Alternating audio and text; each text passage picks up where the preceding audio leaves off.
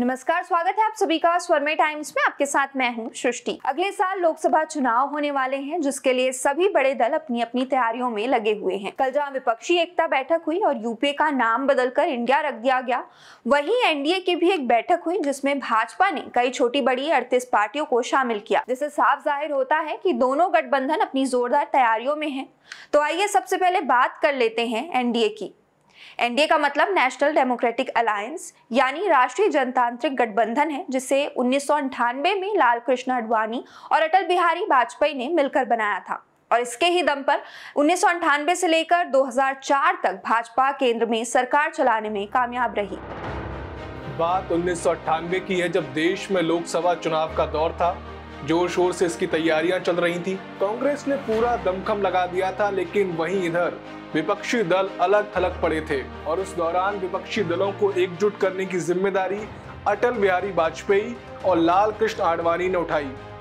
वो 16 दलों को एक साथ एक मंच पर लेकर आए, जिनमें कई छोटे बड़े दल शामिल थे। भाजपा के अलावा तब एनडीए में पश्चिम बंगाल से नई बनी तृणमूल कांग्रेस, तमिलनाडु और पुडुचेरी से आई AIEDMK, बिहार और यूपी से समता पार्टी, महाराष्ट्र से शिवसेना, ओडिशा से बीजू जनता दल, कर्नाटक और नागालैंड से लोक शक्ति, पंजाब से शिरोमणि अकाली दल, तमिलनाडु से PMK आदि का साथ मिला था।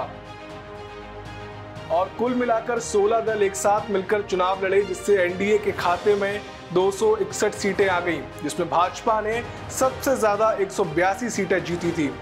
पार्टी ने किसी तरह सरकार बना ली, लेकिन ये ज्यादा दिन तक नहीं चली। 17 अप्रैल 1999 को AIEDMK ने सरकार से समर्थन वापस ले लिया और वाजपेयी की सरकार गिर गई। हालांकि बाद में फिर से वाजपेयी ने सरकार बनाने में सफलता हासिल कर ली और 2004 तक वह देश के प्रधानमंत्री रहे, जिसके बाद में नरेंद्र मोदी के नेतृत्व वाले एनडीए ने 2014 और 2019 में पूर्ण बहुमत के साथ सरकार बनाई।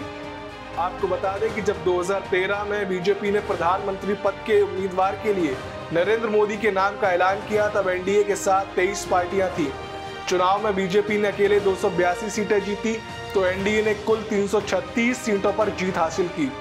लेकिन पिछले 9 साल में एनडीए के कई सहयोगियों ने बीजेपी का साथ छोड़ दिया है, पर इस दौरान एनडीए गठबंधन में कुछ पार्टियां जुड़ी भी हैं। जैसे 2019 के चुनाव में बीजेपी के साथ 42 दल थे, लेकिन फिलहाल एनडीए में 26 पार्टियां शामिल हैं, जिनमें से 17 ऐसी हैं जिनके सदस्य लोकसभा या राज्यसभा में नहीं है।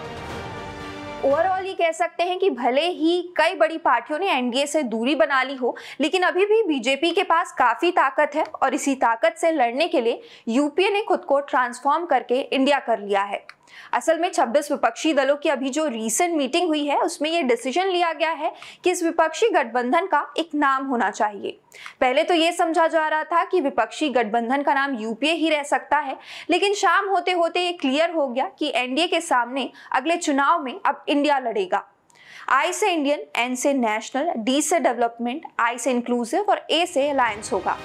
इंडिया नाम रखने के पीछे कई कारण हो सकते हैं, क्योंकि विपक्षी नेताओं के धड़ाधड़ आ रहे चक दे इंडिया वाले ट्वीट से साफ हो गया है कि विपक्ष ने कौन सा दांव चला है। सीधी सी बात है कि अब चुनाव में बार बार इंडिया नाम सुना जाएगा, क्योंकि राष्ट्रवाद की भावना से ओतप्रोत होगा। दरअसल भाजपा की अगुवाई वाला एनडीए राष्ट्रवाद की काफी बातें करता है, इसलिए इसे ऐसा समझा जा रहा है कि एक नया मूवमेंट पैदा करने और मोदी शाह की जोड़ी के खिलाफ माहौल पैदा करने के लिए इसे काफी सोच समझकर बनाया गया है। सूत्रों ने बताया कि राहुल गांधी ने विपक्षी मोर्चे का नाम इंडिया रखने का प्रस्ताव रखा, जिसे सभी दलों ने स्वीकार कर लिया। पर हाँ, जैसे यूपीए की अगुवा कांग्रेस थी, लेकिन इस बार इंडिया का कोई भी अगुवा अभी तक नहीं है। 2004 लोकसभा चुनाव में कांग्रेस को 145 जबकि बीजेपी को 138 सीटें मिली थी, और ऐसे में एनडीए को सत्ता में आने से रोकने के लिए कांग्रेस ने अन्य विपक्षी दलों के साथ मिलकर यूपीए का गठबंधन किया।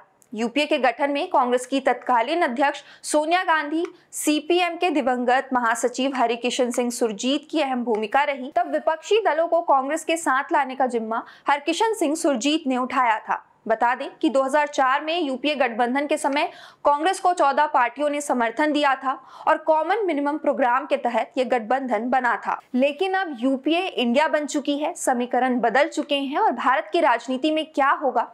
क्या ये गठबंधन टिक पाएगा? क्या मोदी लहर फिर से चल पाएगी?